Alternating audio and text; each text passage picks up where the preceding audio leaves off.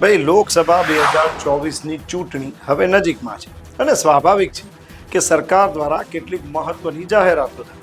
તાજેતરમાં જ સરકારે બહુ મહત્વની જાહેરાત કરી કે ઉજ્જવલા યોજના હેઠળ જે એલપીજી સિલિન્ડર મળે છે તેમાં જે 300 રૂપિયાની સબસિડી છે તેને આવતા 1 વર્ષ માટે લંબાવી દેવાય છે.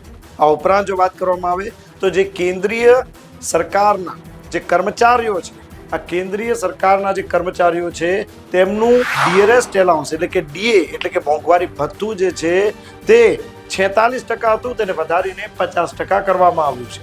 એટલે કે જે હાલ 50 લાખ કર્મચારીઓ નોકરી કરી રહ્યા છે કેન્દ્ર સરકારમાં અને જે 60 લાખ પેન્શન ધારકો છે તેમના મોંઘવારી ભથ્થામાં 4% જેટલો વધારો થતા સૌ ખુશખુશાલ જોવા મળી રહ્યા છે. ભાઈ હું તો એટલું જ કહીશ કે અહીં જે કર્મચારીઓ છે તેમને હોળી પહેલા દિવાળી જેવો માહોલ જોવા મળ્યો છે.